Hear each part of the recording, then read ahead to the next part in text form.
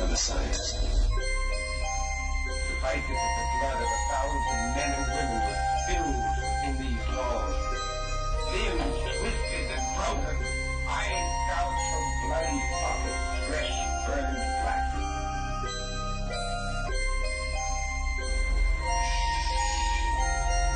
Please. You wait the dead.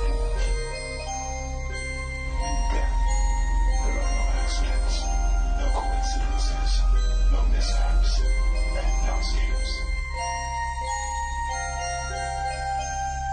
What you have to realize is that we're all just a mouse that a cat has let it down.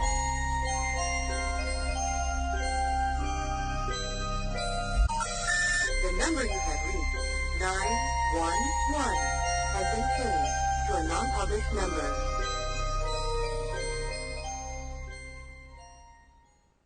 Warning, the following show contains conservative posturing, radical Christian ideas, and may offend pagans, Wiccans, Islamic fundamentalists, and other unenlightened individuals. Callers and guests may be subjected to brash and offensive comments by the hosts and any other type of bullying tactics available. But that's okay. We know why you're here. This concludes this test of the emergency broadcast system. Tonight is Monday, October 22nd, 2007.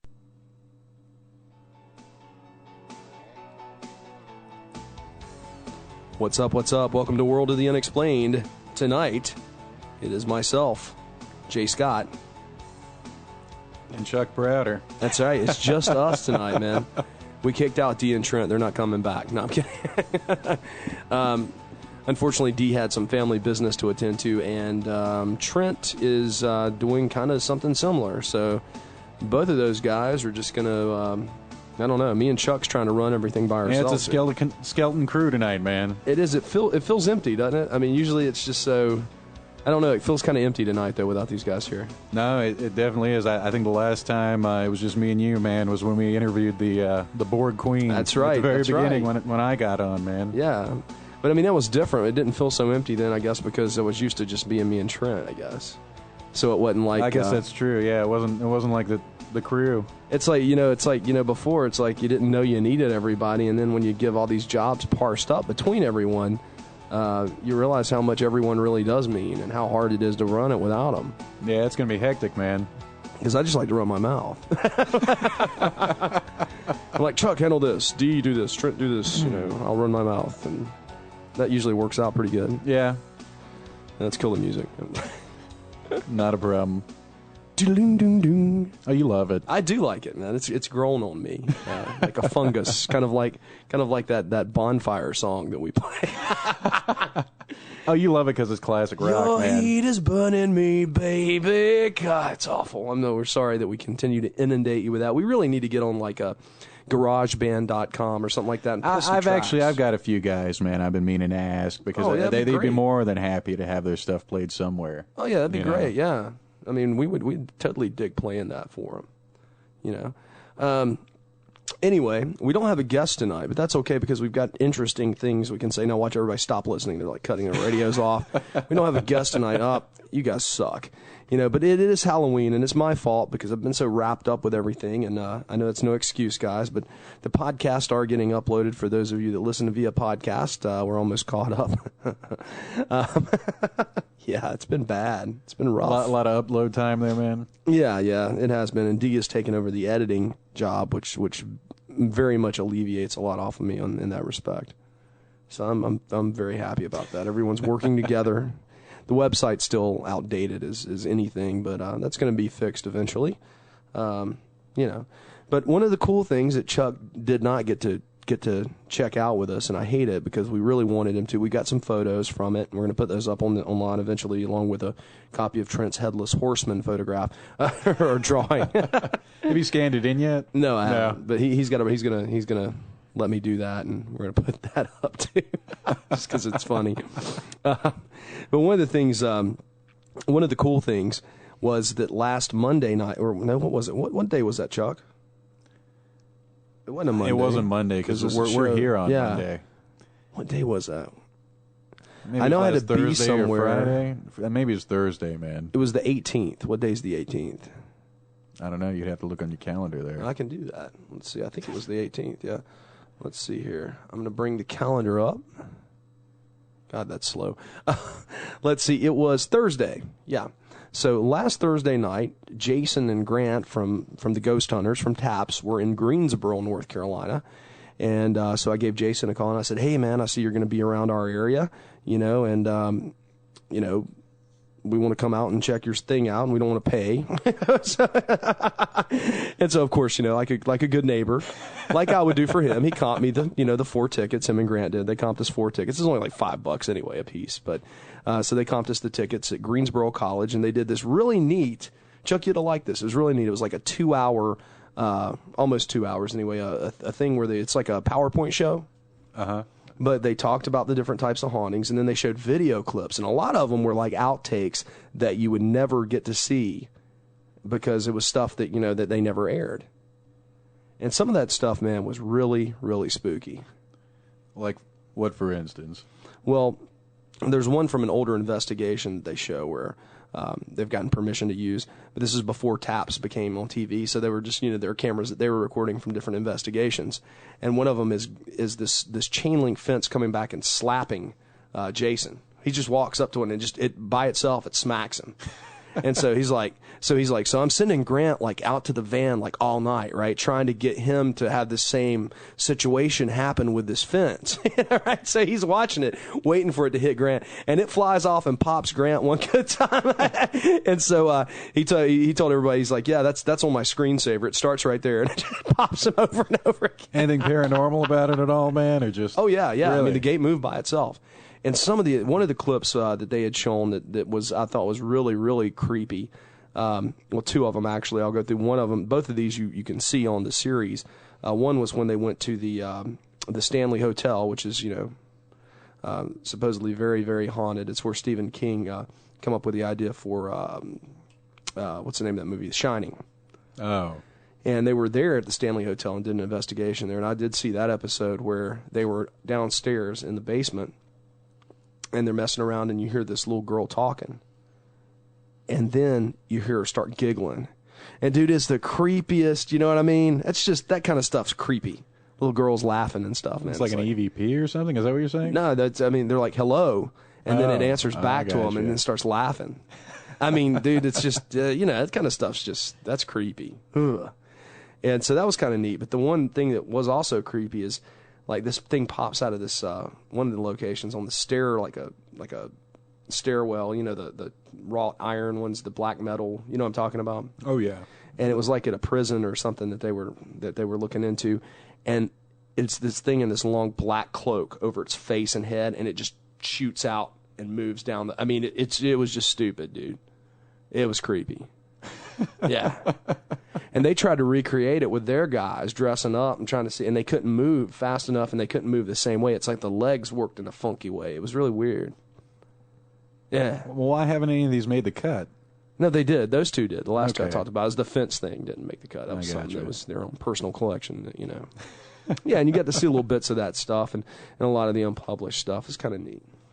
Oh, very cool. But then, after that, they took us, we waited. Oh, man, you know how I hate to wait.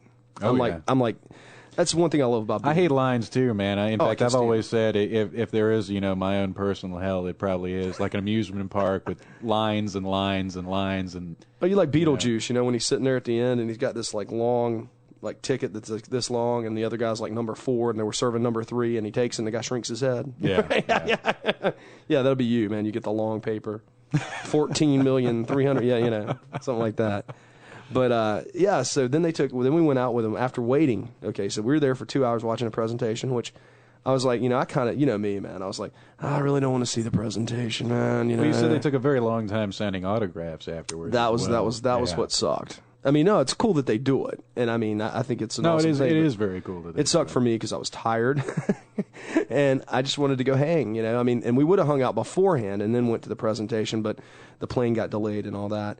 But so we waited an hour for them to sign autographs, and they signed everybody up, and they did a Q&A with the crowd and all that, and that was cool with them. But it really sucked for me because I wanted to just go, I didn't just want to go hang out. Let's go grab something. It's late anyway. We left. I'm sorry, I'm talking a lot, Chuck, and you're just kind of sitting here listening. See, you could have been involved. I wasn't there, so I mean, I invited you. Yes, you did. But I'd rather play with your little Mac iPod thingy than. I was trying to get some work done, man. No, that's okay, man. I understand. But no. So anyway, then we all went out to this little diner in Greensboro, and so I can only imagine what the people think if they even recognized him at all.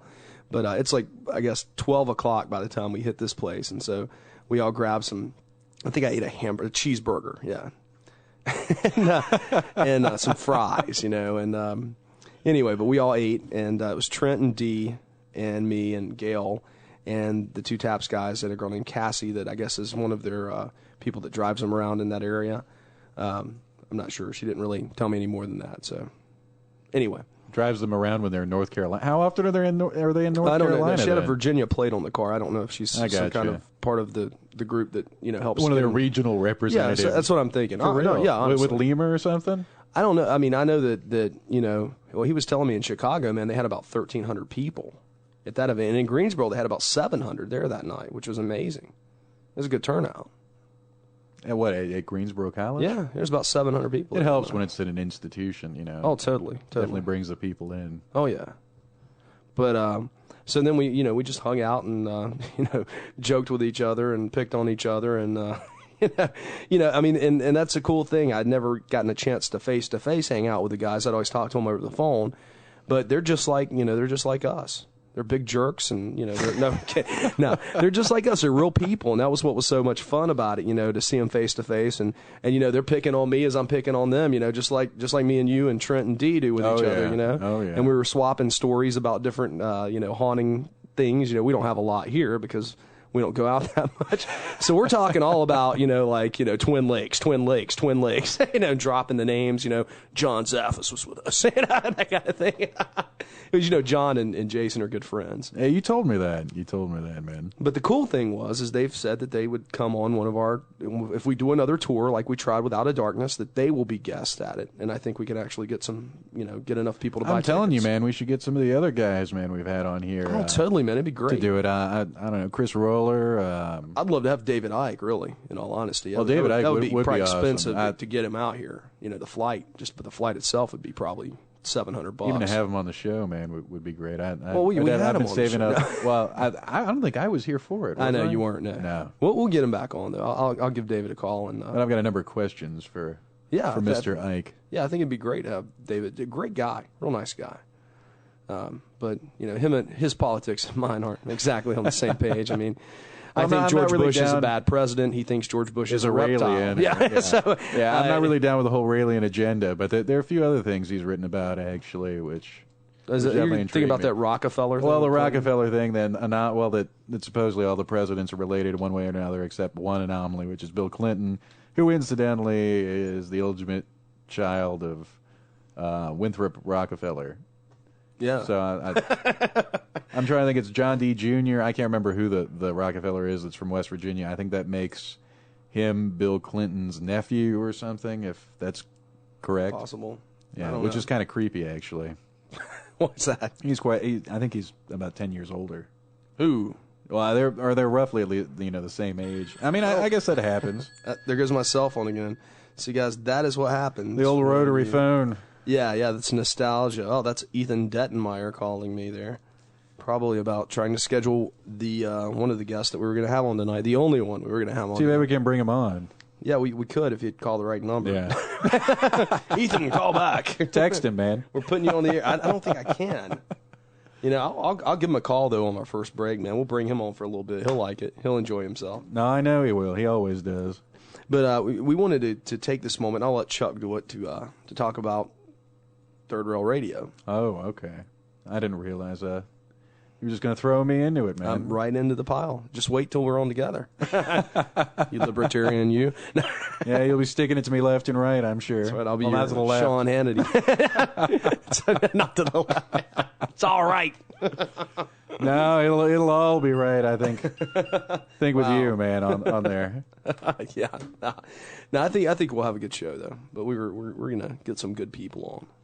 Yeah, actually, who were some of the ones we've been talking about? Having back from our guest from list here, WOTU, yeah. actually. Cyril Waleed Wecht. Shubat, Cyril Wecht. Yeah. What were some of the other ones? Was it Roy or Ray Buchanan? It's Ray Buchanan. With StopHungerNow.org, Yeah, exactly.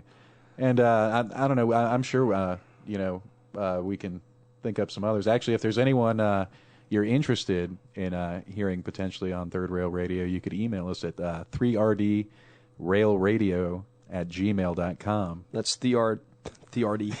That's 3RDRAIL radio@gmail.com. Yeah, So- and any suggestions you'd have, that'd be great. I mean, Like you guys suck, or we're gonna get big like those rednecks that do that did the YouTube debate thing with the question. Oh yeah, that was who was that again? I don't know what their names were, but yeah, that was probably one of Red State Update. That's it. RedStateUpdate.com. Are they a podcast? Yeah, well, it's like a TV podcast. I mean, I guess if you call it's a video gotcha. cast. But they're probably on iTunes at this Oh, point. anyway. totally, Yeah. man, totally. But yeah, I saw a lot of their stuff, man, and I was like, these guys, they even they're from Nashville, I believe, or somewhere in Tennessee. Well, their question was produced really well too, because I saw it from both ends of the spectrum. People, on their webcams with it totally out of sync, with the audio and the video to, just full production. Really? Stuff, and theirs was probably at the higher end of the stuff I saw there. Yeah, that clip was hilarious. Maybe I don't know. Maybe I should upload it to Third Rail, man. I'm trying to think who it was that did the thing. What thing? Or what the question was. Excuse me. I'm sorry. I'm concentrating on something else right now, as you can tell. No, who it was that what the question they asked was. I think it was to all the candidates, actually. I don't think it was to anyone specific. Something about doesn't it hurt your feelings or something. I can't remember what it was. Oh, about Al Gore.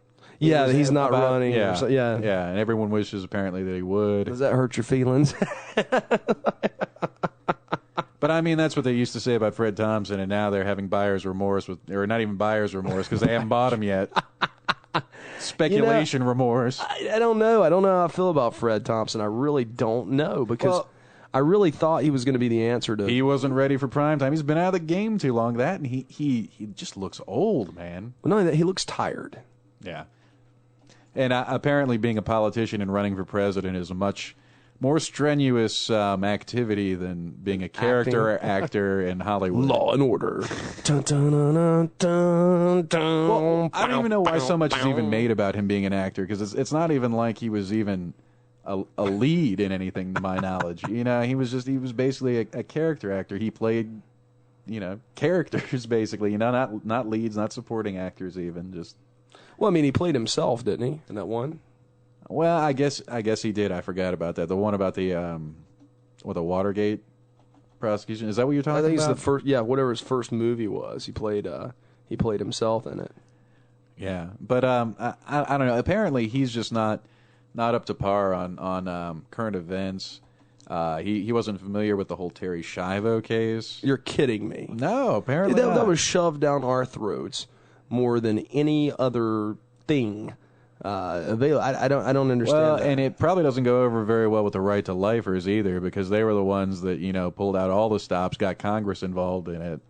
Yeah, and I don't know. It's probably not unprecedented, but it's probably unprecedented in modern politics to see the legislative branch get involved with something that is basically, I think, a family law issue. I mean, it wasn't basically a custody issue that they interjected themselves into. Yeah, well, yeah. I don't know. I don't know how I feel about that whole thing right now. But apparently Thompson, on top of not being familiar with Terry Schiavo, also, I think, referred recently to Russia as the Soviet Union. Who did? Thompson. That sounds like a Bush thing. Yeah, it really does. And I don't know. He's been criticized for being lazy. I'm just not sure the United States needs another president that doesn't necessarily want to be president, because that was sort of the whole song and dance with George Bush. He's got a hot wife, though. The number of them have hot wives. If you want the hottest wife, I mean, there's Dennis Kucinich. Have you seen his wife? No, she's smoking, dude. Really? Yeah. She's smoking, dude. Oh, any Democratic debate, she gets more FaceTime than he does. Really? Oh, yeah. They pan to her every 30 seconds in the damn audience. It's like, the camera guys, what are they thinking about? You know what they're thinking about. Yeah, I do. But there are a number of them that have hot wives. I'm trying to think of some of the other ones. None really come to mind. And it's so funny because you can be the ugliest man in the world, but with political power and money, bang, hot wife. Giuliani is on, I think, his second trophy wife. Oh yeah, he is, isn't he? Yeah. God, I'm trying to think of some of the other ones. Please, you listening out there tonight in the audience, do not vote for Rudy Giuliani. Please, just don't do it. Don't do it. It's a bad thing. He's a liberal in disguise. Yeah, I don't know. It is just a trend in the Republican Party that they manage to elect these just wacky go to hell candidates, man. And they manage to nominate them, and then they manage to get them into the presidency. I mean, there are a number of instances where they just pick the long shot one, like George W. Bush, Ronald Reagan bringing Nixon back in '68, 8 years after he'd been out of the game. All these guys, you're like, you're kidding. He's running, and that's who they nominate, and they do well for some reason in the general election. I mean, maybe that's their strategy is, we'll like this guy with no foreign policy experience, no real executive experience to speak of, other than running a fairly large city. Granted, one of the larger ones in the world. He was a lame duck. He was a lame duck until that. There was the Amadou Diallo. There was the vagina monologues and his affair on his wife. Yeah, well, that was a whole debacle on its own. The vagina monologues. I just remember in law school we did the vagina monologues. I remember that. You performed it? I didn't. The women did, and some of my friends were in it. But I've got the shirt still from law school that says on the back of the shirt, which was the slogan idea was, my girlfriend can't wrestle, but you should see her box. And I'll just leave that as it is. Anyway, but in a chat room. That sounds like a joke actually George Bush would like. The W, not senior. He's too dignified for that. Exactly, yeah. He's never even, He's never even seen a box. No, he's never even, I was going to say he's never even, he's only had sex for procreation purposes. That's it. Otherwise, it's a sin. What do you think of Huckabee that just came through the chat line? He's pretty, actually, I like him. He's probably the most genuine. The one complaint I have about him, which might hinder me voting or not voting for him against Hillary Clinton. Hillary Clinton, there's no way I'm voting for. Neither. But yeah, I mean, the one thing that hinders me from voting for him is the whole science thing. He was asked, along with the other Republican candidates, whether or not he believes in evolution. Only 3 of them raised their hands. Brownback is now out, so only 2 of them currently in the race apparently don't believe in evolution. Being Tom Tancredo and Mike Huckabee, unfortunately. But I think he's a genuine guy. I think there are a lot of character... I believe in evolution character to a degree. issues that are in his favor, man. I believe in evolution to a degree. I believe you look at the Galapagos Islands, I believe you can adapt. I don't believe that man came from a monkey. I don't believe that man came from a little amoeba floating around out there. I mean, I've told you my whole take on it, man. Oh, Lord.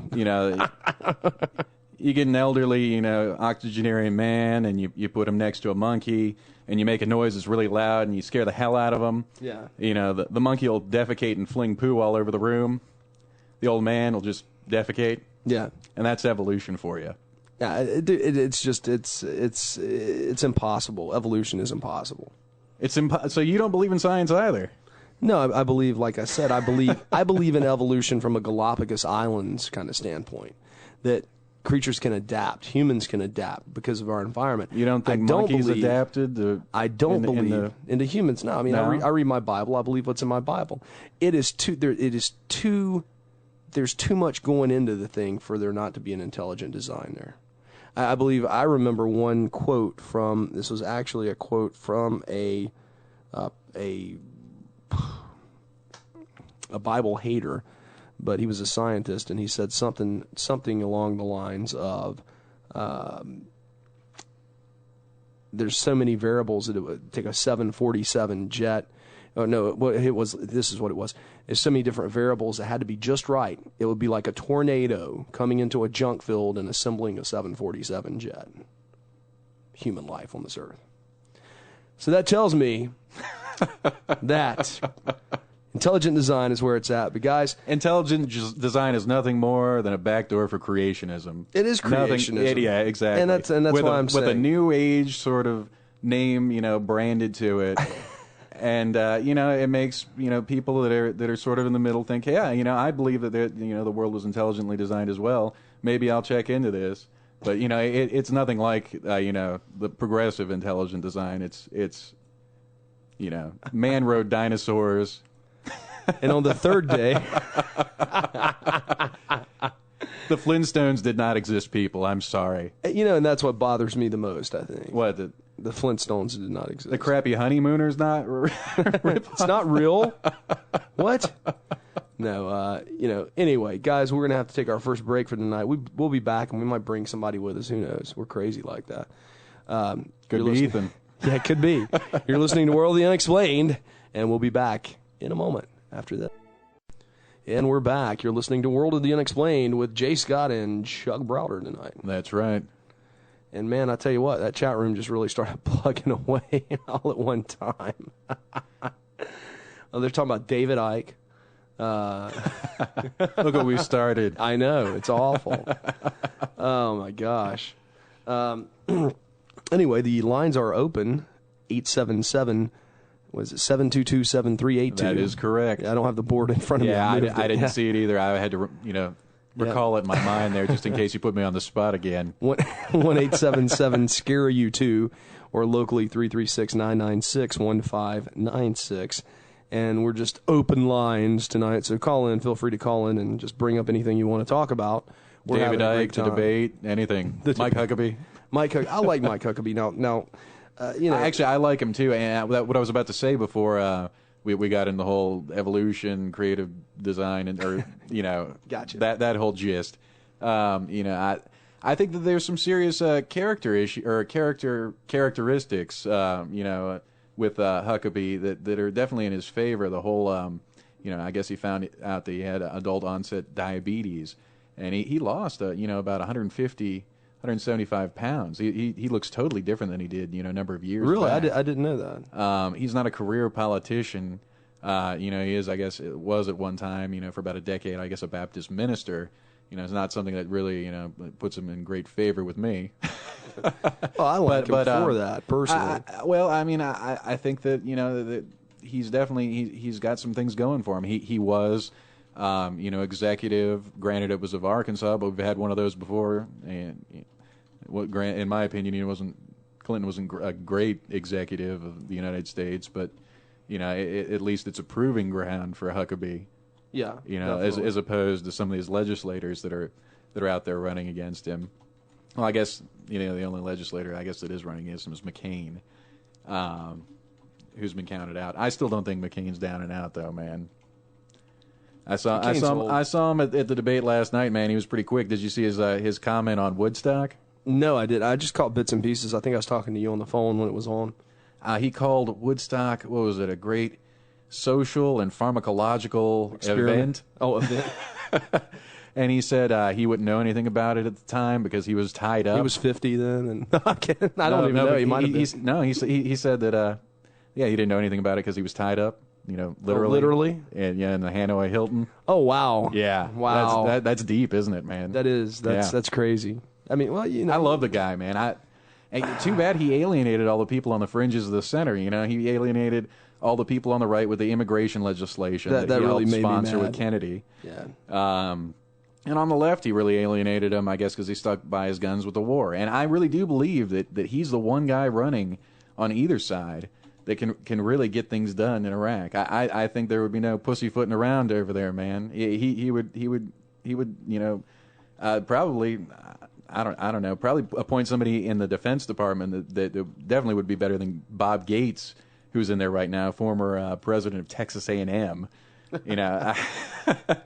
I mean, this guy. I mean, I think he was a former deputy secretary or deputy director. That's the one of the CIA back in the '80s. The guy's out of loop. He's Melbatos too. He doesn't have the fire in his belly like Rumsfeld did. But that's something that McCain would do. Is he would maybe he'd even find a Democrat actually that had some fire in his belly to put up there in the in the Defense Department. Well, you know, I mean, we need a General Patton to take over this war. That's what we need. Well, I mean, the man has military experience. I think out of any of them that have learned lessons from Vietnam, McCain is probably the one that learned, you know, the harshest and probably the most poignant as well. Yeah, no, you're right. You're right. You got to give the man credit for his service, and you know, the thing I like about McCain is the fact that he's going to do what he feels is right. He's not going to get into the party politics as much. Well, he's not going to pander to the base. He's not. He already tried pandering to the base, and it's lost him money. And the analysts think it's lost him the damn campaign. Really? I mean, yeah. I mean, he brought on all these Bush advisors to help run his primary, which was probably the worst mistake he could have done. Why didn't he just haul out the Straight Talk Express and get some of these guys back on board that were working for him in 2000? I guess maybe he didn't think that they were going to get him all the way there. Well, you know, what about this? I don't know much about it. I've just heard bits and pieces about, you know, Dr. Dobson threatening a third-party candidate. Yeah, I don't think they're going to run one. I think they're just threatening to vote for one, a non-existent one. What don't they like about Huckabee, though? Him well, being a minister? I told you, I think, before, actually, that I saw Dobson in an interview recently within the last few weeks where he said that Huckabee was more acceptable to his liking. Oh, my gosh. So, wow. If the nominee were Huckabee, I could see them getting behind him. What's the problem? Is it an abortion issue or something? I think or is it's it a gay marriage issue, or what is it? Because usually the right, you know, falls on my side with that. I'll tell you what it is that all these guys, for the most part, have been considered political moderates up until running here. McCain, even though he is fairly conservative, has always been considered a moderate. Rudy Giuliani, certainly, mayor of New York City, has been considered moderate. He's a liberal. Mitt Romney, the Mormon, he's from Massachusetts. He's a liberal too, and you know, has had a fairly moderate track record as well. So he's the one that's okay with the gays getting married. Well, he was at one time or another. In fact, the Log Cabin Republicans put out an ad supporting him. Wow, there you go. Yeah, so you got 2 million gay Republicans supporting Mitt Romney. So that's a force to reckon with. That's just scary, man. You know, I mean, that's where you get your Senator Craigs from. I think you're in the bathroom at the Republican convention. Wasn't he from Idaho though? Yeah, and that state's sort of shaped like a phallus anyway. Oh my gosh! Wow. Sorry, all you guys living out there. I mean, nothing personal. Oh, is the phone system hooked up right there? I think somebody's trying to call in from the chat room, and they're asking if they're not ringing in the studio. I'd have to jimmy my way around the back of it, man, in order to. Huh.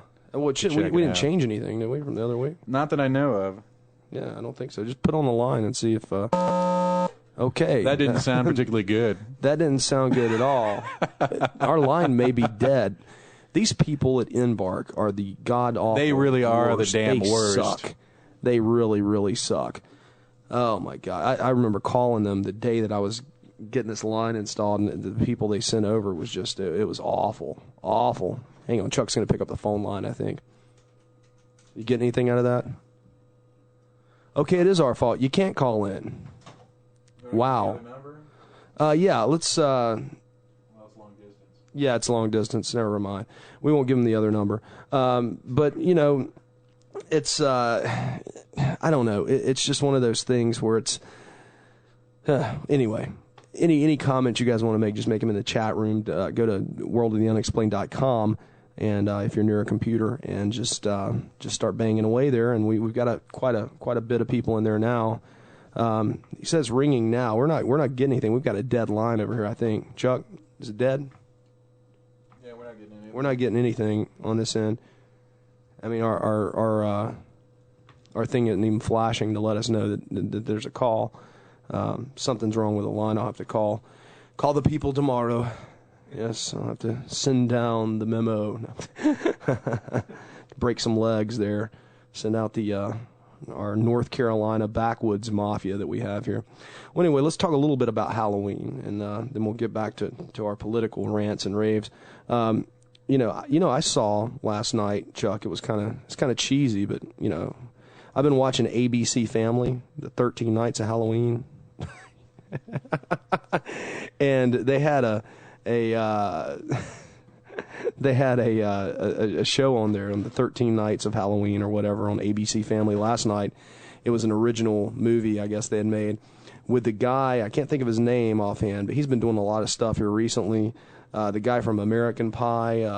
The kid? Is that? Oh, no. You're talking about the guy that went to the bathroom. We can't say that on the radio, but, something break. You're not talking about Levy, are you? The father from it, are you? No. I'm talking about the guy that couldn't use the public bathroom, so they tricked him, and he was a guy that was after Stifler's. He was after Stifler's mom. I know who Stifler is because he's been in other stuff. Okay, man. well, yeah. Well, anyway, and he was also in the movie, the White Castle movie. Harold and Kumar? Yeah. He wasn't either one of those, but he was like their friend that lived in the apartment beside them. I gotcha. I haven't seen that one either. Okay, well, never mind. You don't know who this guy is, but anyway, he basically got bit by a werewolf and turned into a werewolf. And is he the one in the first American Pie that did the American Pie, or not? The cherry pie. No, that was Jason Biggs. Okay, then I never mind. You don't know who I'm talking about, but those of you that do, it was a film. It was a good film. It was a family film, unlike American Pie, but it was a family film. It was pretty good, and hey. There you go. But Halloween is it's a fun time of year for us at WOTU because it allows us to try to get the crazier shows here. And I had something really good planned, and it just didn't work out. The author of the book hasn't responded to any of my emails or phone calls.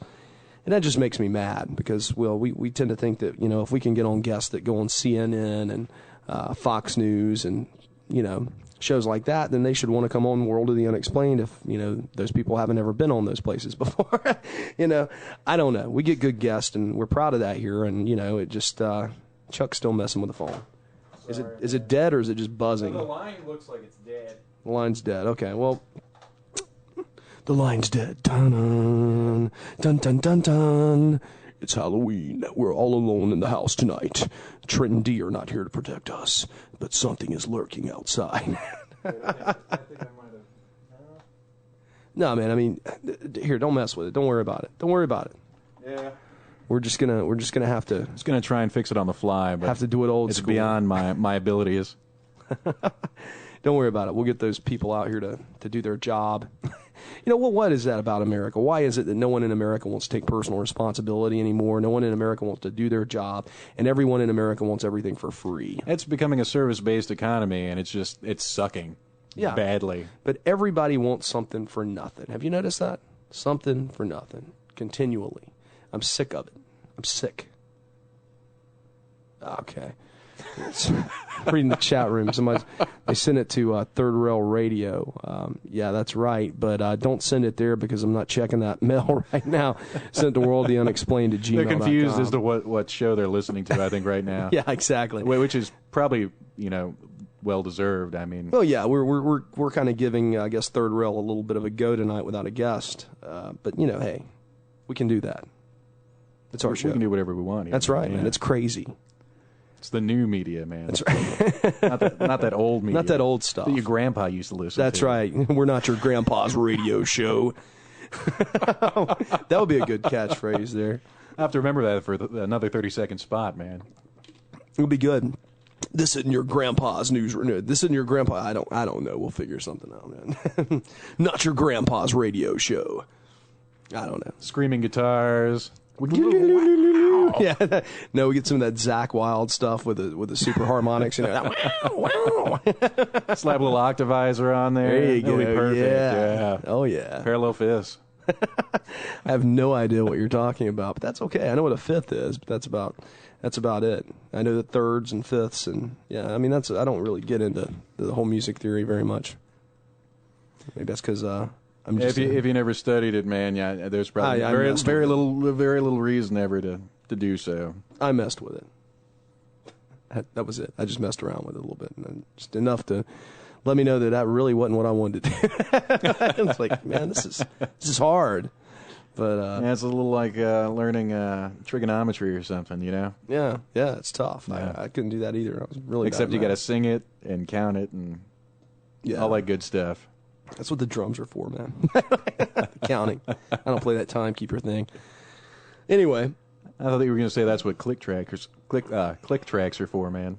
Oh yeah. Metronomes. All topics are fair game tonight. If you're in the chat room, please let us know what you'd like to talk about or what you'd like us to talk about, I guess, at this point. Seeing as Embark has left us high and dry They have. with our second line. That's right. That's okay. We'll get them. I'm not going to pay for it this month. Tell them it's been down. No, I don't know, man. I don't know. We'll work with them. Well, definitely hasn't been great the last couple of weeks. But why? Why is that though? Why is it that with Embark, every substandard single parts, man, every time you call them get out what 4 you or pay 5 for. times? They're the lowest. They're the lowest bidder, man, when it comes down to it, and so they're going to give you. They're going to cut the most costs. Oh, it's awful. They had a. The customer service probably is terrible too, isn't it? This is great. I spend with Embark with my business probably close to about $600 a month for phones and Yellow Page advertising in a smaller book that comes out. And I told them that because I couldn't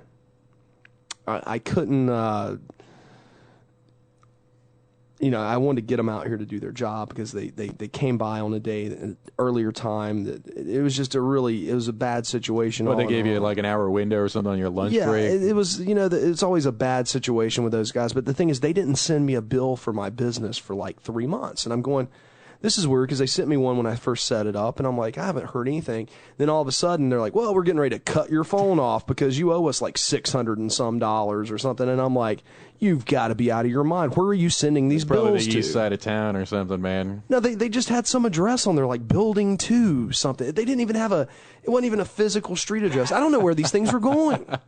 Probably coming right back to them.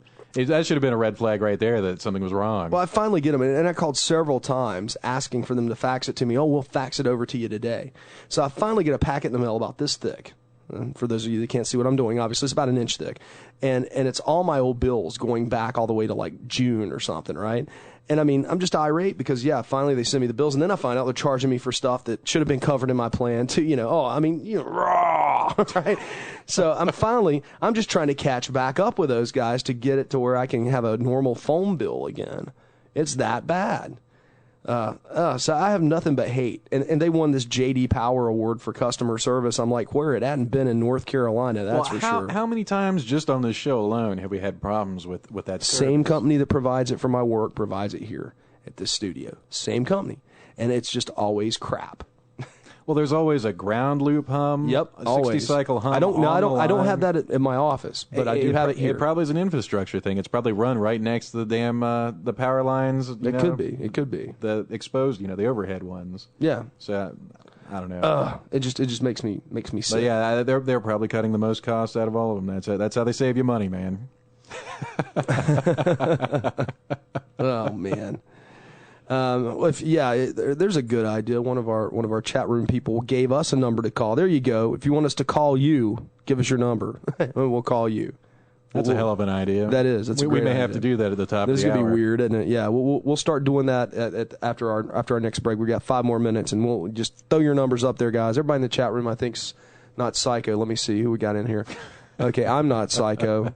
John's a cool guy. He's not psycho. Phyllis is cool. She's not psycho. Scott's cool. He's not psycho.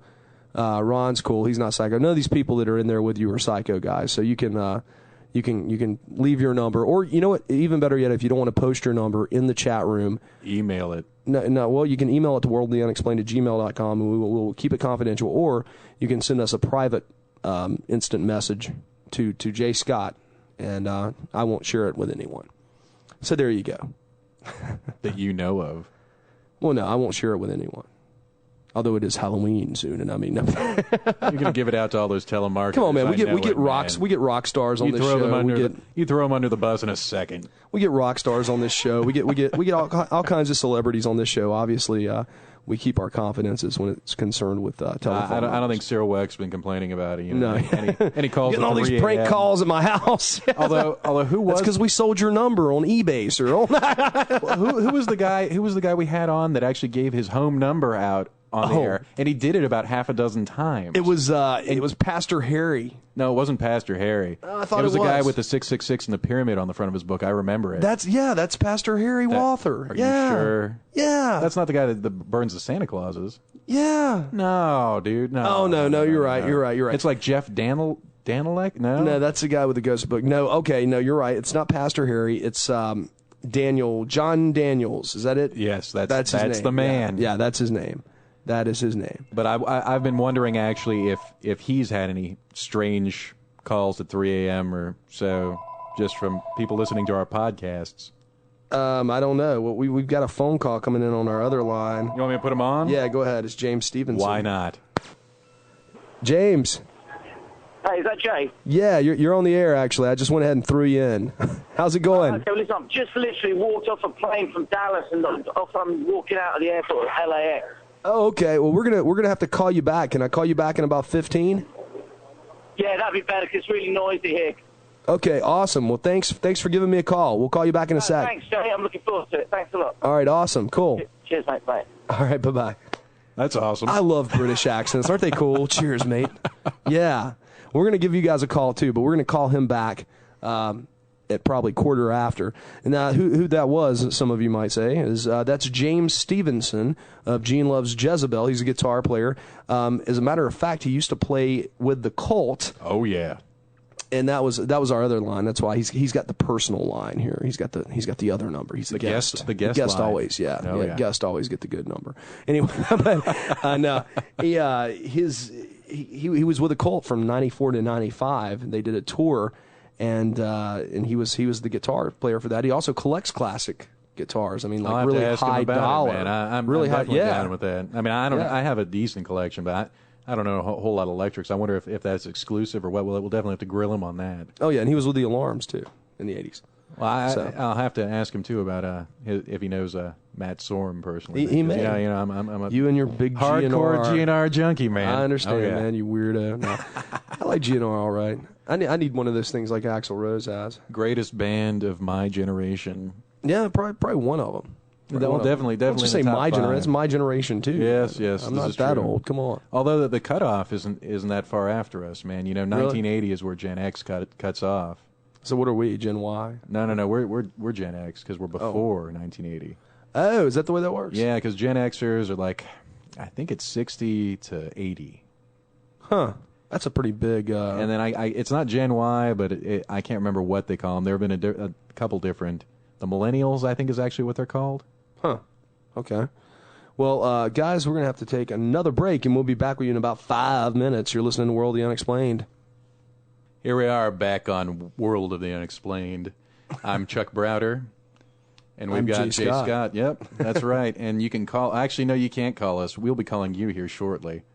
Yeah, we will. So if you see a restricted number it's us. flashing on your phone, yeah, that's WOTU. That's right. That's right. And we'll make one of those calls for a little bit. We can't stay on too long because we're gonna have Mr. Stevenson on with us. That's right. So, but yeah, it's gonna be. We're just gonna call. We told you it was going to be a skeleton crew though tonight. So you're gonna actually hear me call. We're working on auxiliary power. That's right. That's all Scotty could give us. We're dialing ourselves. James Doohan saw it. I told you about that, right, on the American Dad. The son on there was masturbating to a painting that was done of his nude painting that was done of his sister, and what somebody else at the end of it was saying, so and so, your grandma and your uncle and so saw you see it. James Doohan, Scotty saw it, and that's what made him bawl. Hey Ron, how's it going? We're gonna put you on the air. We're gonna put you on. Hang tight. No, dude, you gotta be quiet. Okay, here we go. Ron Paul Hunter, what's up, buddy? Hey Jay, what's going on, man? Not much. We're calling people tonight. Excellent. Wow. It's like Crank Yankers, man. You remember that show? I do, actually. Whatever happened to that? Oh, it ran its course. Oh, okay. Well, Adam Carolla, probably had too many projects going at the time. He had to dump it. Well, anyway, so what's been going on, man? Not a whole lot, man. I got a new catchphrase for you for the talk radio circuit. Uh-oh. You ready for this one? Oh, yeah. It's like Caucasian with criminal intent. Oh, wait a minute. I see that here on the chat room where you put it. Yeah, CWCI. Yeah, exactly, man. Caucasians with criminal intent. Well, it's to identify all these people that keep doing the hate crimes and stuff, the people with the nooses and things like that. Oh, okay. It's really not a majority of the population. People think it's white people in general, and I think it's important to say it's not. It's That's an Caucasian interesting, people with criminal intent. interesting euphemism there, actually. And cause trouble, Well, here's my thing, Ron. I don't mind having a hate crime if it's something like that.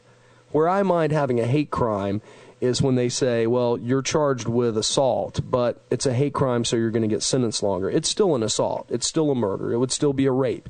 Anything like that, which takes, it doesn't matter if it's white on white, black on black, black on white, white on black. And there shouldn't be any kind of extra punishment because of the fact that you did it because you're, a racist. There shouldn't be anything. Well, the reason for that, though, is the potential for larger problems like civil war. That's very adamant, like a very straightforward thing. The people are always pushing on America to try to see how they can mess the place up. And so if you want to have justice, you have to have equal justice, but you also have to be able to understand that people are going to want to have it explained to them as to why the justice is different in one place and different in another. It's all got to be explained, especially to kids. They've got to have somebody hold them by the hand and explain every little thing to them. So it's important to talk about it as much as possible. Well, I can understand talking about it, but what do you think people should be punished more because they assault or murder someone and their intent is racially motivated? Well, yeah, to a certain extent, it's just showing that they have a different standard of living than most of the people in the country. Most of the people in the country believe in the Constitution and the Bill of Rights and human life and respect people. You want to see everybody have access to justice. And, the justice system has done both for me. I've felt like I've been tangled up in it at some times, and other times it's worked pretty well for me. So, well, let me tell you, from a lawyer's perspective, there's a very large gap between justice and the law, and I very rarely do I see justice. I see more of the law. Well, I got to ask you too. You don't see a First Amendment infringement with hate crimes legislation as well? I do. How long will it be before somebody is charged with one for getting in an altercation? While wearing, a Confederate flag T-shirt, or even worse, an Iron Cross or something. I don't know. Yeah, well, the point is to have to give some kind of example to enforce some kind of behavior, or like I'm a big person. I'm pushing the civil defense thing. As a matter of fact, speaking of constitutional amendments, I've got one that I'm toying with the idea of trying to make popular through. I've got this incredible idea. You guys want to hear an incredible idea? Yeah, go for it. Okay. Yeah, go for it. Here's the idea: is to create a national food stockpile. So this will be a resolution to petition the president to issue an executive order to establish a national food stockpile. And this is a non-military civil defense capability to preserve the public school system in time of agricultural climactic disaster. And the reason that I think we as Christians, I wanted to bounce this off you guys as Christians, this is like all the Christian denominations, is to be able to ignite a similar movement in Europe, which in conjunction with a unified movement here in America that was specifically aimed at saving children from any kind of large disaster that was worldwide or regional, like large famines that happen in Europe, or that if the climate changes could happen anywhere. So it would also be capable of doing, and this is where I had this moment of like logical epiphany, I guess, where I realized that this was also almost the same thing that they were talking about in Fatima. And since Fatima concerns the Catholic Church, and a lot of people are concerned about that, I want to go over it real quick. They're obviously not going to do that, though, Ron. Let's think about this just from a local perspective. We're in a drought situation here in the Southeast right now, and we still have people. I'm right in the middle of it with you. Oh, I know, yeah, and we still have people watering their lawns. Yeah. You can only water on Tuesday and Thursday between the hours of whatever. Yeah, we're here. So you're talking about this in regards to the famine epidemic, I guess, in the United States, as opposed to as a response to a natural disaster. Is that what this is more geared towards, Ron? Well, something like that. It's like for us to be ready for all these disasters, there's always a threat of thermonuclear war. Now there's a threat of, and Al Gore pushed this really big thing of the climate change. The climate change is tied into agriculture. We have an agricultural surplus. It's like the water supply in Atlanta. Right now we have, they said between 55 and 60 to 80 day supply in Atlanta. The pandemic flu is the latest thing I've heard. I heard it on the radio on the way over here. A lot of I don't know, scare tactics and a lot of I don't know, I guess demagoguery with that. And I don't know, it just reminds me all of about a year or two back, the whole SARS epidemic. just drumming people up to buy this stuff from the grocery stores. That's a real good point. And the Y2K stuff was almost the same thing. The point that makes this difference or that makes what I'm trying to talk about different is it is a way to get Americans to participate in the country again. It's simple political tools, I guess, or you don't almost want to say political tricks, and that's what it would sound like, if you try to explain it to people the wrong way. So what I'm saying is, if you can get the president to enact something that says, yes, we'll unite all the denominations and cover the overhead of mobilizing this large effort based around this one task, and we'll do it until the election, then during the election we can put up a popular amendment. It's something that's never been done in the country. So is this still going to be interesting as a way to amend the Constitution? And because what I'm saying is climate change is every bit as much of a threat as any military ever could be. Let me stop you there. More of a threat than militaries because it can affect the entire country at once if some drastic climatic change takes place. So Ron, is this going to be implemented through the faith-based initiative? I heard you say that it was going to unite all the denominations. Is that correct? Yeah, exactly. Well, I mean, that's my plan, is to use the faith-based initiative and the federal government to enable congregations to have access to people. I've got a fairly complex series of ideas, and they're based around enacting a federal, basically a federal engineering corps, similar to a combat engineer unit, but it would be totally non-military and would have specialized equipment to deal with civil defense issues, like going into a disaster area that, no matter how large it was, clearing it out and preparing to, rebuild the area after a disaster. So I've got like a very large reservoir of ideas built into it, and they're all important, to me, and I think they would be important to the country. But the essence of it all is down to the food stockpile. And as a Christian, it came down to the issue. I don't know if Jay, I know, has read some of the things that I've written before. It was about the feed my sheep issue in Christianity, that was the most central issue. So what I was talking about in Fatima was about consecrating Russia to the Sacred Heart of Mary. So when Jesus was being crucified, Jesus looked over to Peter and said, "Peter, here is your mother," and to Mary, his mother, he said, "Here is your son, Peter." And then the night before, he had told Peter, "Feed my sheep," right? So this gets to the very essence of Fatima and what it was meant to do, and how food here in America can ignite the same thing in Europe, because the Europeans look to us to try to figure out what to do. So if you bear with me, if that can be written into a constitutional amendment, I'm explaining the faith-based part. I'm not so sure how much the Europeans look to us, though. As far as Europe's a bunch of socialists. We're getting there. Okay, well, look, I'll lose you if you don't let me finish. So let me finish it off. All right, here's what it was. Jesus said, "Feed my sheep." He meant feed the children. In case there was a disaster, it sort of is the last set of orders for Christians to know how to take care of disasters. It's not about like the democratic socialists in Germany had a national survival strategy, but it was based around genocide and having their loyal troops around them with a lot of weapons and stuff, whereas we here in America have a different survival strategy. It's more of a feed my sheep strategy, which is take care of the children and the people that can't take care of themselves first, and then we work on taking care of the problem with as much of the population as we need. But that hasn't been done yet. That's been the case since the inception of the United States. We've had a large poverty class in this country for a very long time. It wasn't until the 1950s, when the middle class grew, that we started to see some of this diminish. But we still got 40 million children in this country that are living below the poverty level and are uninsured. I mean, nothing like that's been done yet. I mean, I hope that Well, there's only 54 million children in the public education system, so that's almost every child in America. That's a very large number. That I mean, with no insurance. Well, I mean, I'm glad Bush vetoed the bill that just came by, because I'm sorry, if you make $60,000 a year, or your family makes $60,000 a year, you and your wife combined income, there's no reason for you not to have private health insurance for your child. Well, how about this? How about a tax write-off for those who purchase it? You can write it off on your taxes at the end of the year. Wouldn't that make a little sense to subsidize a little bit? Yeah, I'm okay with that.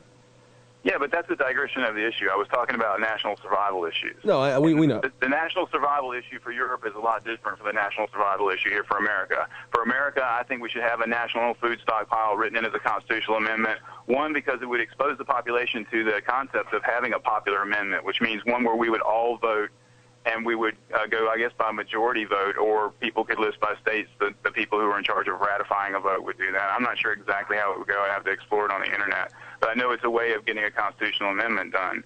The Fatima thing was to give the children, the whole thing was based around giving the children of the Catholic Church a place of refuge under the Russian thermonuclear umbrella, for want of a better word, if there was some sudden dire emergency and everything was threatened, is that if the people in Europe, being Christians, and not talking about so much buying food, but growing and storing food and shipping it to Russia, enables their system, because their system was the old communist system, and it's built around activity levels, and the activity levels are almost directly related to the amount of food stored. So that by having faith and storing that food in Europe and then saying if there was a disaster, they would ship the children first, the message of Fatima really was, if you put the children first and save the children, then God will forgive you of all your sins, and you will be received into heaven because you would have put the most important thing first. You would have gotten the message of Christianity. Well, That's been driving me nuts. Sorry, isn't it possible, Ron, that you could do this through public service announcements or a public ad campaign or something sponsored by the federal government for people to purchase this stuff on their own? I mean, it seems to me that every time people rely on the federal government to come and bail them out, it never works. They always fall short of the mark. We're required to hold the federal government to account if they are not operating up to the standards as outlined in the Constitution, and that says provide for the common defense. Well, you saw against things that aren't military-based, too. It means a threat to the national survival. But if we have to ask for this. Well, go ahead. Sorry. You saw what happened down in New Orleans, and I actually believe that Bill O'Reilly was right, that people had been relying on entitlements for so long that they became no longer self-sufficient. They weren't able to leave on their own. I mean, unless you had the resources, you couldn't go. Unless you had your own bottled water, an SUV, and a summer home, you were staying in New Orleans. I mean, you can't rely on the federal government to bail you out every time. It's the same thing that they're talking about with these subprime loans now, to bail out billions and billions of dollars worth of loans in the private sector that people probably shouldn't have just probably should have not entered into in the first place. Well, look, man, I mean, we're talking about something. We can go into New Orleans and talk about that, because I was the FEMA inspector, and I was down in the Beaumont area, which is on the Texas side, right across from the border. Ron, you got to think about we're gonna have to cut you short here in a little bit. We've got to call one of our guests tonight here. Oh, right on, man. Well, look, thanks for entertaining me long enough for me. Look, I call this thing the Fatima bomb. I really, you guys can laugh, that's cool, but I think it's potentially one of the most important messages of Christianity would be to put the children first if something were to happen. I'm not saying it was, but I don't know if you guys remember, but I've told you I've had several very vivid dreams about asteroid impacts and talked with other people about that, and had this whole scenario where a lot of people saw this almost cohesive vision of an impact in the Gulf of Alaska, which would have to be something monumental, like on the scale of Revelation. So since I was in the National Guard, and as a member of the National Guard was responsible for wards of the state, and that would be the public education system, I decided I would take all this time to try to put together the civil defense process. So, I want to see it get popularized, but it's not, so much, it's one, because it's driving me crazy, but two is because I think it's the right tool at the right time. All right, for America. Well, we appreciate it, Ron. What's your website again? It's www.civilizationcontinuity.org. It's 2 words, civilization, CIVILIZATION, and continuity, CONTINUITY.org. All right, thanks. I'm posting some of this new material up there, trying to get. I'll have more about the constitutional amendment, how I want to enact it. But I really think it would be a tremendous political advantage if one candidate picked this as their central issue, because it would show that everybody says they're faith-based and they're into Christianity, but a lot of these churches, or these people are claiming now, are rubber stamp churches, and there's a lot of political movements going on that people feel disenfranchised. I listened to Reverend Al Sharpton on the local radio station. I think it's AM 750 or AM 750 is St. Augustine College, and he's on from 1 till 4, and they're having a lot of talk about. God, you actually found a station that carried him. Amazing. Well, I think it's an excellent show because it's American history. And what he's doing, he's doing it, and the big thing that I wanted to bring out about that is that he's actually expressing, and when you're marching like that, it's the same thing as Manifest Destiny. Manifest Destiny was the driving force of unifying the continent under this one system that put freedom first. But when we did that, there were 2 pretty horrible sets of crimes that were committed. One was genocide against indigenous people, and the other was colonial slavery that coexisted with this system that we created that sprung up out of these colonies that were sent here to exploit this area for their resources. Well, Ron, So, we really hate to do this to you, buddy, but we're going to have to go. We've got to call our other guest. But I appreciate you being on here. CivilizationContinuity.org. Thanks, Ron Hunter. Hey, no problem, Jay Scott, man, and rest of I guess it's crew tonight. So. Yeah. Thanks so much, buddy. Hey, thank you too. God bless you guys. Thanks, you too. Take care. Okay. Yeah, we'll be take a break early here, and we'll be back with James Stevenson of Gene Loves Jezebel. We'll be back in just a bit. Hang tight. Right after this. We're back here on Worldly Unexplained. That's right. And we thought we was going to have our guest with us, but he's actually procuring a rental car at the moment. So he'll be busy for about the next 10 minutes. Yeah, and then we'll get him online. But, going back to what we were talking about with Ron earlier, I mean, I don't know. I just don't. The federal government, when they get their hands in anything, they turn it into some kind of, I don't know, look at Social Security. Or whether it's privatized or not. I mean, they screw it up however they do it, man. Yeah, it's I don't know. Oh, I've got a comment here that Gen X is 65 to 80. Really? That's what it says here. Actually, that sounds about right. 64 to 80. I mean, I've seen 79, 78. It varies from the author of the piece. What is Gen Y? What's that? Well, I don't know if it's actually Gen Y. I've seen it referred to as the millennials as well, but those are the people born, I think, between 1980 and 2000. Okay. And I believe that the new generation after 2000, the name they've coined for them so far is the aughts. The aughts? Yeah, because, it's after the millennial, the zeros. Oh, gosh. Well, isn't that a great name for a generation? 2001. The zeros. The zeros. Oh, man. But, yeah. At least for Gen X's, man. Although I don't know how good it is, these days. Yeah. Getting old. It is. Although, I'm sure we got people out there twice our age going, they don't know what old is. Yeah, I'm sure you're probably right. What was it they say, 60's the new 40? Is that right? That's what they say. That's what they say. Well, no, it kind of is if you think about it. I've got to imagine all the industrial pollutants and stuff we consume these days. Yeah. I mean, I don't know. Maybe it's not quite. I mean, all the stuff all the pharmacological stuff people are on these days. I mean, why do you think health insurance is such a big issue, both in the Democratic and the Republican race? Yeah, for the nomination. Point. I mean, it's become a huge issue. I mean, part of it is the advertising campaigns of these drug companies, but I don't know. I have mixed feelings about them too. They do some good work for some people. Very, I think, small segment of those are afflicted with the elements they make the drugs for. Yeah, well, I don't know. The problem is, I think part of the problem was, and the Republicans had come up with somewhat of a fix to it, but part of the problem was the FDA approval. And it was taking so long and costing the drug companies such a tremendous amount of money. And I think under Newt Gingrich with the Contract of America, if memory serves, they kind of fixed that and they sped up the process for the approval of these FDA drugs. But as a result, you had drugs like Vioxx and a number of other ones that have skated through, the trial. I'm a trial lawyer. I'm okay with that. Well, there are a number of them have gone through, and now they've killed a number of people. And I'm sure as a trial lawyer, you'd love to represent their families. Yeah, of course. No, it sounds awful. Capitalism, it's a great thing. No, but yeah, at the same token, I mean. But, it's kind of like a cost analysis kind of, thing that you have to do with that, too. I mean, I don't know. I mean, you're seeing, I understand the importance of having a patent on a drug, and these patents last 20 years. But they can get around the patents, man. All they do is they add some marginal ingredient to it. Just they can change up the smallest little thing to it, add caffeine to it even. And it's a totally different drug. They can get a totally different patent on it, and they can patent it for another 20 years. Actually, I think the on drugs, I believe the length of the patent is 7 years. It might be 7 years. It's not quite as patents, as long as a lot of the other intellectual property. And it shouldn't be. I mean, you think about the people that made AZT for those people suffering from AIDS. That's a drug that was needed.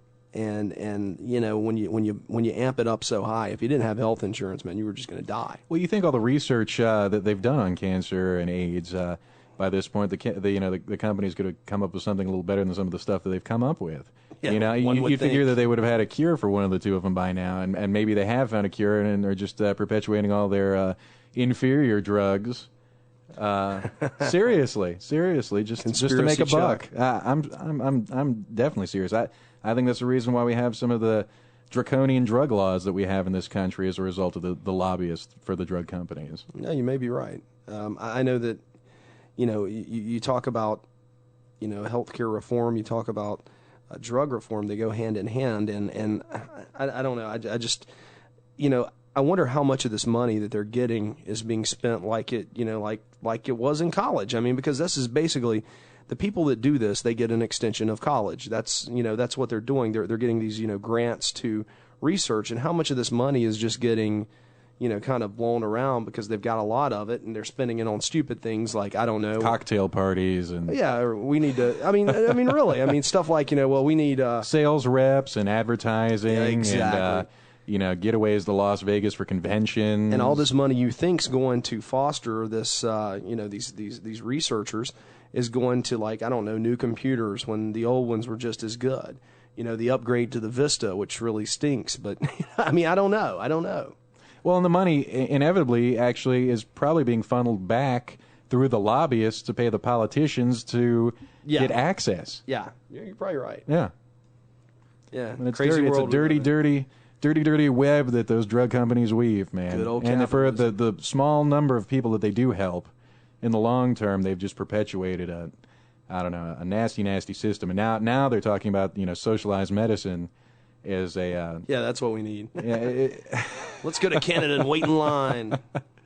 But yeah, they're talking about that as a solution to all this. And I don't know, maybe, I think a tax credit actually might be more in line with the free market, yet not so insensitive as to, just leave people that are uninsured out to, hang high and dry.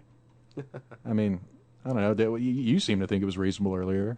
Well, yeah. I don't know. I think that I don't know. I think that for one thing, I think my chat room session is ended. I think it it knocks me off every now and then. Yeah, it does. I didn't see anybody talking for a while, and that's probably what happened. You may have crashed that there. There it goes. Like now, it's like boom.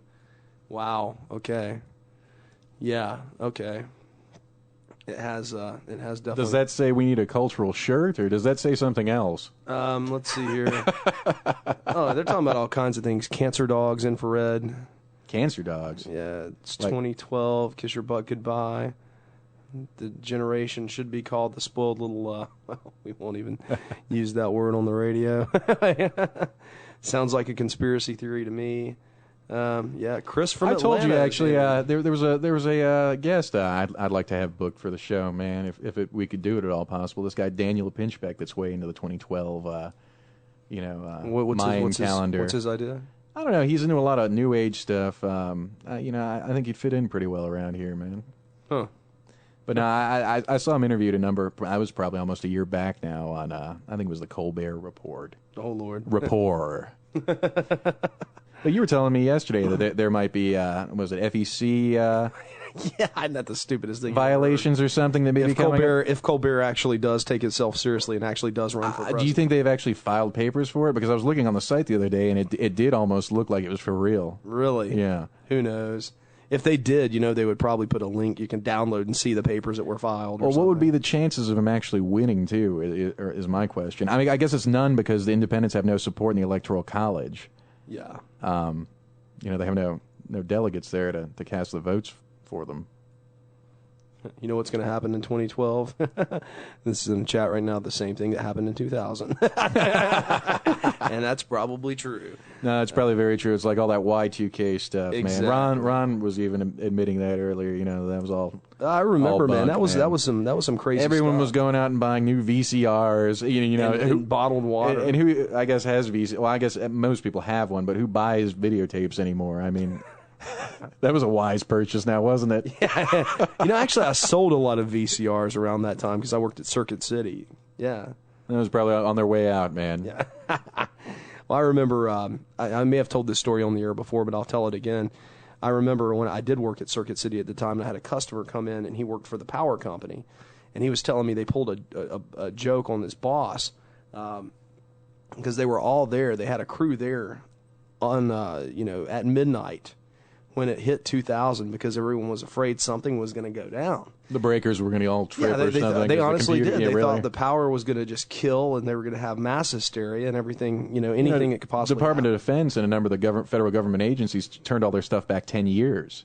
Really, I didn't know that. And I don't think they've actually reset them back. That doesn't since. surprise me. Yeah, they're probably cutting corners. And save you tax dollars. Then they won't in 10 years set it back. So then in 2010, boom, pop goes the weasel. But no, it's. I don't know. I think that it was funny because basically what they did, and get back to my story here, is they were all standing there when the ball dropped, and they were watching it on TV. And apparently the TV there that's at the power company or whatever is plugged into a switch that's controlled by plugged into a socket that's controlled by the light switch. Right, also controls right. the lights. So what they did is the one guy was standing over there by the light switch, and as soon as it said 2,000, he cut the lights, and the lights cut off the TV, and so everybody just sat there in silence for a second. He's like, "Oh no!" And then he turned it back on. He's like, "Oh man, just messing with you." He said, "Man, he was so mad." He's lucky no one got hurt. He could have been sued. But man. so that's relieved. That's like yelling fire in a crowded theater, man. That's right. It's quoted in the wonderful Supreme Court case, which one I can't remember, but that's talking about curtailing those, the right to free speech, and when free speech isn't free speech, and it's one of those. Can't incite a riot either. That's can't illegal. do that. No. Yeah, you can't do that. Unfortunately. Can't incite a riot. I know you. As much as I'd love to. I know.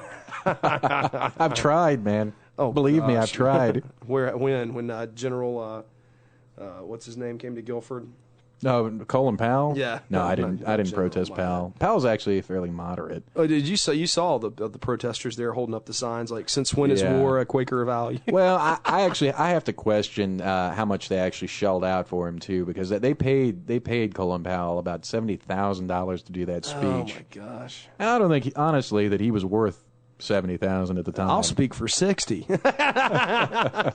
Heck, I'll do it for 10. But he was the most they had paid up until that point, and I had to question what was a Quaker school doing paying a general the most they'd ever paid out for a special guest. I mean, granted, it is Powell. Well, didn't they also pay out? I'm wondering how much they paid out Mikhail Gorbachev. I'm sure it was expensive. They didn't even hold that over at Guilford. They held that over at the convention center. Oh yeah, that was big. They had him and a bunch of other people, right? Or was it just? I don't know if it was. I believe it was just him, but they had the national news covering it. It was that big. Oh gosh, yeah. They always get a lot of good speakers. Which is sweet for my alma mater. I mean, occasionally, Guilford College shows up in the news. There was that, what was his name? Nathaniel Heathwall, the guy who from Guilford College that smuggled the razor blades onto the airplane, onto the airline, yeah. And then that made national news. Part of his plea agreement was that he had to write a manual for the FAA on security. Oh my god! Isn't that crazy? That's almost just a slap in the face to the FAA that you guys haven't done your job. We're going to have this kid do it for you. But that's great. It really is. That's good. Good stuff. You gotta love it. You gotta love it, man. Got to love it. Chuck, I'm going to let you entertain these folks, and I'm going to go out and call this That guest. sounds good, man. See, this is what happens when you're working on a skeleton crew, and it's just your Sans producer, and well, you're the producer, but your Sans call guy and Sans co-host, and it just kind of gets to that place. So yeah, I don't know what I'm going to fill the time with, there, man. Oh, you can think of something. I'm sure I can. All right, I'll be right back. Go get him, Chuck. Come on, you got it, man. No, I hear you. You're the man, dude. I don't know. I guess we could talk a little about the third rail, man. Talk about it. Tell them where they can see it at. Well, yeah, they can see it at www.thirdраilradio.com. We got a few different things up on there. Let's see. We got a podcast, unfortunately, with nothing in it because the show hasn't launched yet. But there are a few other things. We got a chat room on there, a MySpace page, unfortunately. But if you're in the new media, you gotta get what you can, or take what you can get, rather. But trying to think what else is going on there. We got some cool videos actually. You could check out. I know Scott and I have been talking about how no one other than Bill Maher and the media has really been showing any of these pictures or this footage of Giuliani in drag, but we got that one up on there with Donald Trump, which is just hilarious. You got to check that out. But I think our guest is here. You want to bring him on, Scott? Yeah, sure. We've got James Stevenson here with us tonight. James, how you doing? I'm good, mate. How are you? Good. Thanks for coming on the show, man. We really appreciate it. My pleasure. No, that's sweet. Unfortunately, we caught you at the end of the show, but that's okay. Try and cram it in I here. just got off my plane. It was late, so yeah, it's my fault. Not a problem. So I hear you're back. We talked with Jay Aston the other week, or a couple weeks ago, and he was telling us about all the stuff you guys were doing, tour-wise. You what, the Gene Loves Jezebel tour? Yeah. Yeah, we're doing our first shows over here in the US since 2002. Wow. So what's it feel like getting back out? We've had, I should tell you listeners that we've had this, we've had an ongoing name dispute battle with a guy, Michael Aston, who was one of the singers in the band. He and Jay Aston, they're twin brothers, and they formed the band and fronted the band together until 1989 when Michael left. Okay. And then we did a reunion tour with him in 97 that didn't work out either. And we finished the tour without him, and then as soon as we'd finished that tour, he put together a band with some musicians in Los Angeles, and he's been using the name ever since. So it's been kind of a battle. So, we just wanted to bring, we are the people that played on all those hit records like Desire, Gorgeous, 20 Kilohertz. Michael didn't sing any of those songs. Jay sang lead vocal on all of them, and we just want to bring like the real Gene Loves Jezebel back into North America. Yeah, it's awesome. So people don't get confused and, accept a substitute situation. It's got to be terrible going to a show expecting to see, you there, expecting to see Jay there, and then getting this other product. It happens a lot, and I can't tell you. I hate to say this, but the contempt that I have for those American musicians who know what was going on and are happy to play with Michael, because he really has, in my opinion, fried the name of the band.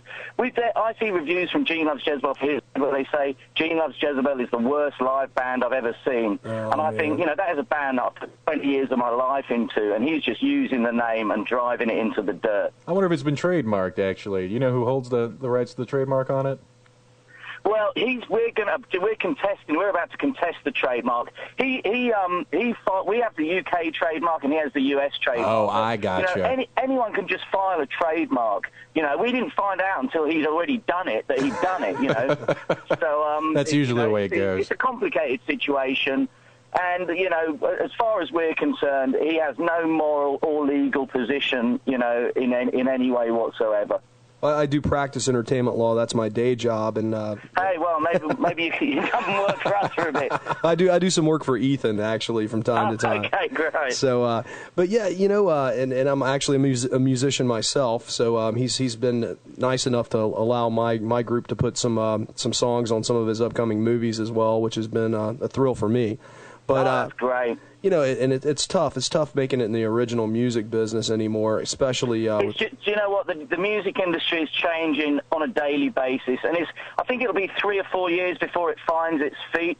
But I think what's going on is actually healthy for musicians themselves, because I think musicians are going to end up retaining rights to their own copyrights. And I think labels will end up just being kind of promotion companies that will work on a record if they like it for a percentage. And I think that can only be good for bands. And bands are going to, they're going to make their income from playing live again, which is how it always should have been. What do you think of what Radiohead just did recently with their whole idea of, hey, here's the album, you can pay us whatever you want to for it?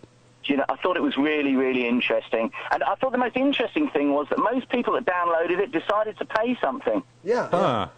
Because they know that they like the band, they know the band needs some kind of money to keep going, and so they were happy to pay, whether it was $1 or $5 to get the record. And apparently a very small percentage have downloaded it for free, which I thought was interesting. That is interesting. I hadn't seen the statistics on that. Well, tell me about you played guitar in the Cult during the 94-95 years during the tour. How was that? That was a lot of fun. Billy Duffy, the guitar player from the Cult, is a really old friend of mine. In fact, I knew him when he first came down to London from Manchester to kind of seek his fortune. Oh, wow. And I was playing at the time in a band called Generation X with Billy Idol, so, Billy knew I was, and he was like, I'd kind of half done it already, and he was trying to make it. And then he hooked up with Ian Astbury, obviously, but Billy, we stayed friends, and in '94 he rang me up and said they wanted a second guitar player. for this world tour they were doing. So, I said, yeah, that'd be great, so just stand at the back and play A&D all night. It was great fun. Oh, wow.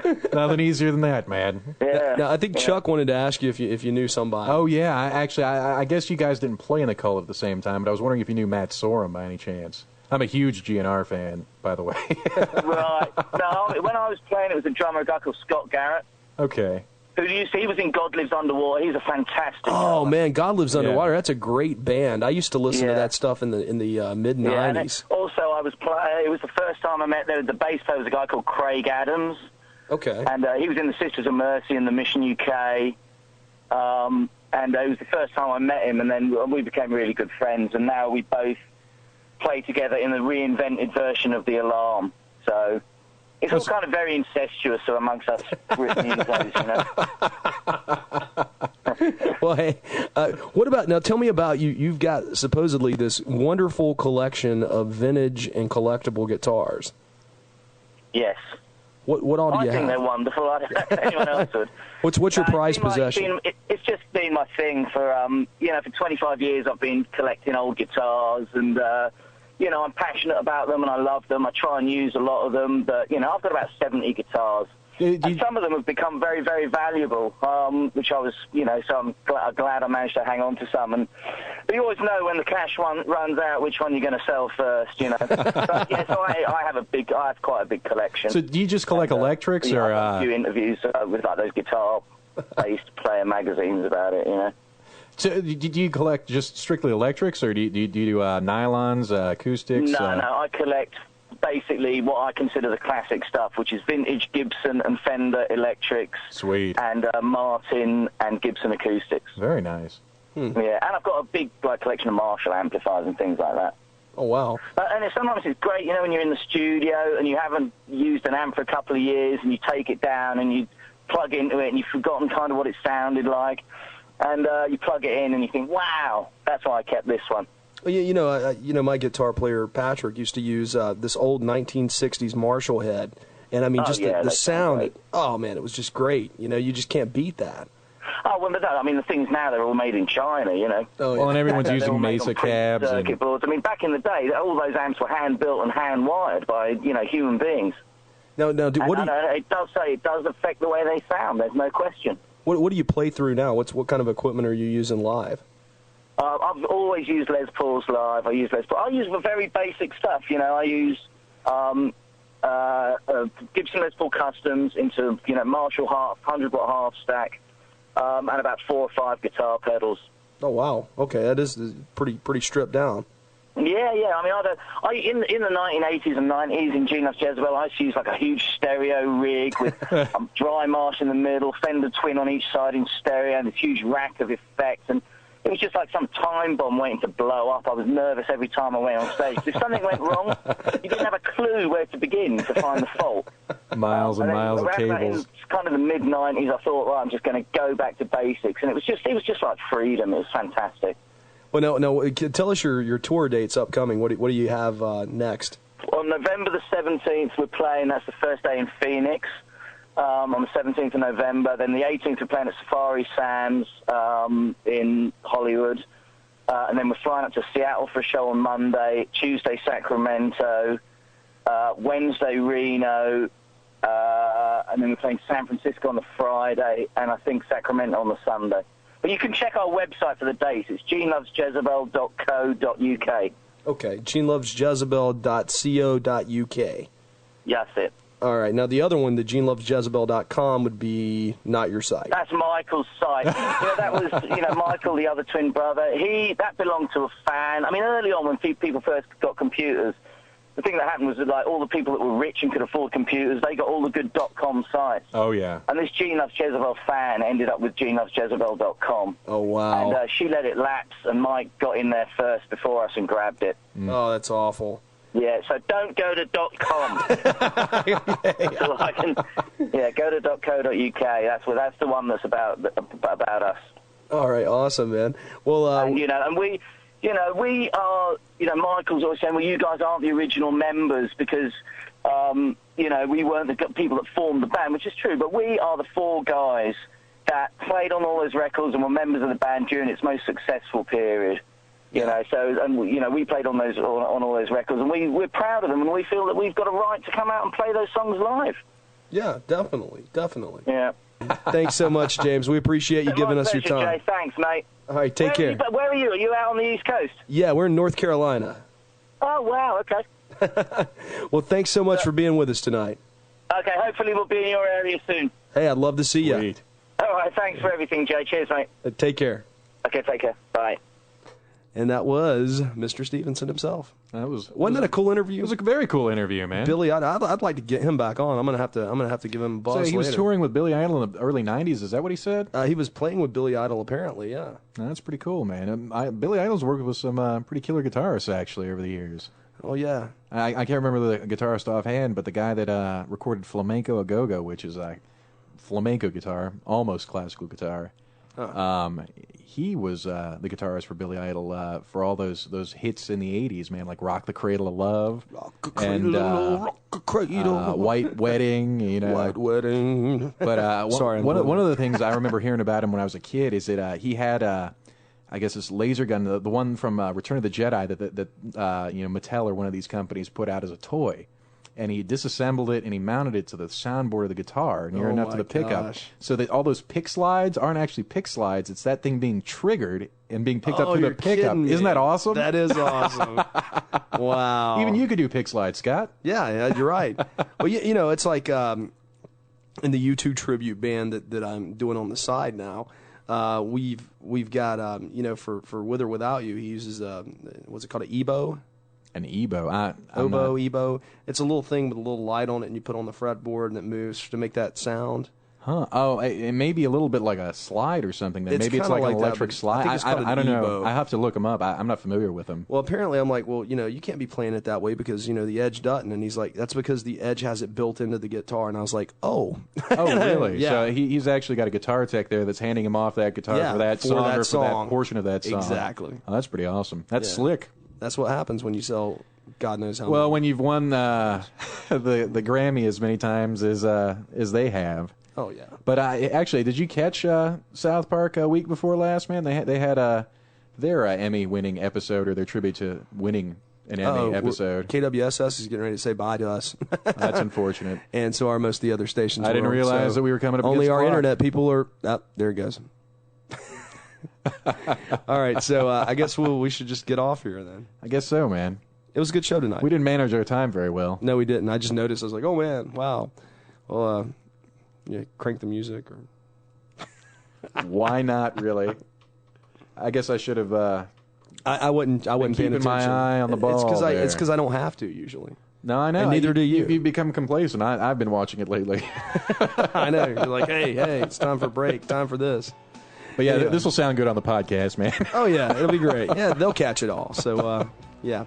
Anyway, this is Jay Scott, and we had a really colorful show tonight. It wasn't Halloween very much, but it was fun and interesting, and maybe you learned something.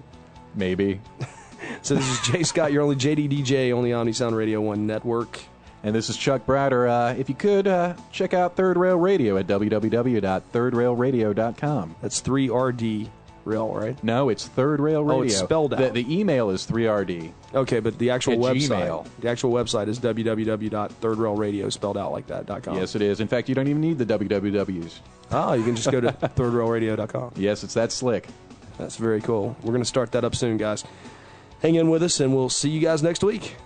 Mr. Browder, do your thing. We out!